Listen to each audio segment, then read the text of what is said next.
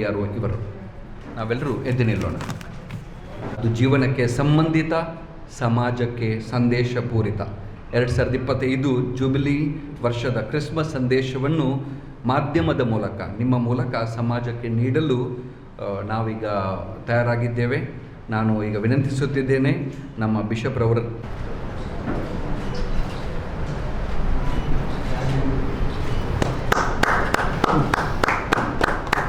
Happy birthday to you, Jesus. Thank you.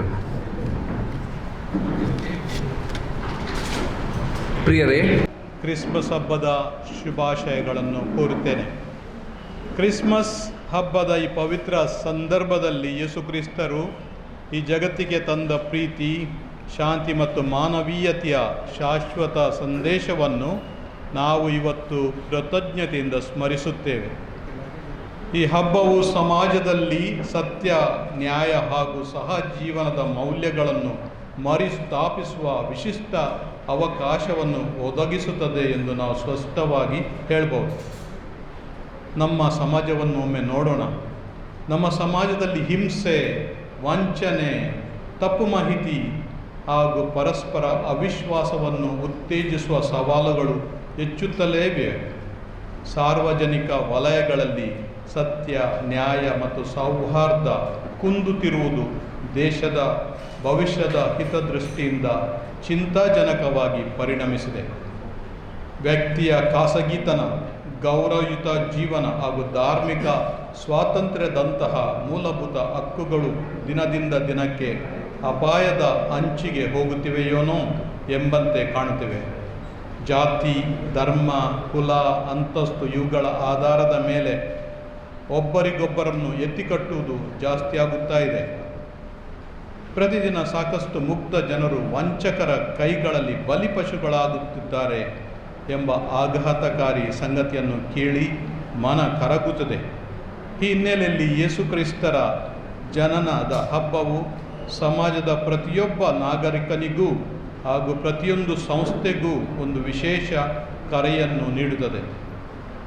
ಕರೆ ಪರಸ್ಪರ ಗೌರವವನ್ನು ಬೆಳೆಸಲು, ಕರೆ ಪ್ರತಿಯೊಬ್ಬರ ಘನತೆಯನ್ನು ಕಾಪಾಡಲು, ಕರೆ ಅಸತ್ಯ, ಅನ್ಯಾಯ ಮತ್ತು ಭ್ರಷ್ಟಾಚಾರವನ್ನು ನಿವಾರಿಸಲು, ಕರೆ ಹಿಂಸೆಗೆ ಬದಲಾಗಿ ಶಾಂತಿ ಮತ್ತು ಸಂವಾದದ ಮಾರ್ಗವನ್ನು ಅನುಸರಿಸಲು ಹಾಗೂ ಸಮಾಜದ ಒಗ್ಗಟ್ಟನ್ನು ಬಲಪಡಿಸಲು. ಸತ್ಯ, ಪಾರದರ್ಶಕತೆ ಮತ್ತು ನೈತಿಕತೆಯನ್ನು ರಕ್ಷಿಸುವುದು ಕೇವಲ ಕಾನೂನುಬದ್ಧ ಕರ್ತವ್ಯ ಮಾತ್ರವಲ್ಲ, ಅದು ಸಮಾಜದ ಭವಿಷ್ಯದ ಮೂಲಭೂತ ಆಧಾರ ಸ್ತಂಭ ಕೂಡ. ಜನಸಾಮಾನ್ಯರಾಗಲಿ, ಜನಪ್ರತಿನಿಧಿಗಳಾಗಲಿ, ಸರ್ಕಾರಗಳಾಗಲಿ, ಆಡಳಿತ ಸಂಸ್ಥೆಗಳಾಗಲಿ ಎಲ್ಲರೂ ವೈಯಕ್ತಿಕ ಹಾಗೂ ಸಾರ್ವಜನಿಕ ಜೀವನದಲ್ಲಿ ಸತ್ಯನಿಷ್ಠೆ, ಆಡಳಿತದಲ್ಲಿ ಪಾರದರ್ಶಕತೆ, ನಿರ್ಧಾರಗಳಲ್ಲಿ ನ್ಯಾಯ ಮತ್ತು ಕಾರ್ಯನಿರ್ವಹಣೆಯಲ್ಲಿ ಜನಪರ ಹೊಣೆಗಾರಿಕೆಯನ್ನು ಬೆಳೆಸಿಕೊಳ್ಳಬೇಕಾಗಿದೆ.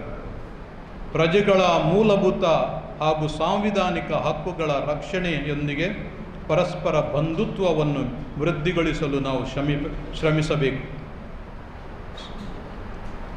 ಸಮಾಜವು ಶಾಂತಿಯಿಂದ ಮುಂದುವರಿಯಲು ಮತ್ತು ರಾಷ್ಟ್ರವು ನಿಜವಾದ ಅಭಿವೃದ್ಧಿಯ ಹಾದಿಯಲ್ಲೂ ಸಾಗಲು ನೈತಿಕತೆ, ಪಾರದರ್ಶಕತೆ ಮತ್ತು ಸತ್ಯವನ್ನು ಕಾಪಾಡುವುದು ಪ್ರತಿಯೊಂದು ಸಂಸ್ಥೆಯ ಹಾಗೂ ಪ್ರಜೆಯ ಆದ್ಯ ಕರ್ತವ್ಯ.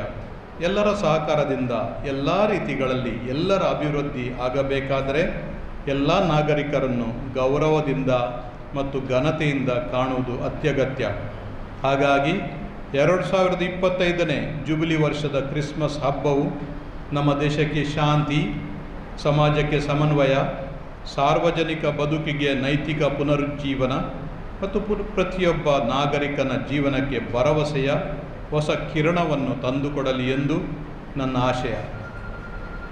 ಪ್ರೀತಿ, ಸತ್ಯ ಮತ್ತು ಶಾಂತಿಯ ಬೆಳಕು ನಮ್ಮ ಮನೆಗಳಲ್ಲಿ ಮಾತ್ರವಲ್ಲ, ಸಾರ್ವಜನಿಕ ವ್ಯವಸ್ಥೆಯಲ್ಲಿ, ಎಲ್ಲ ರೀತಿಯ ಸಂಸ್ಥೆಗಳಲ್ಲಿ ಮತ್ತು ರಾಷ್ಟ್ರದ ನಿರ್ಧಾರಗಳಲ್ಲಿ ಸಹ ಹೊಳೆಯಲಿ ಎಂಬುದೇ ನನ್ನ ಪ್ರಾರ್ಥನೆ.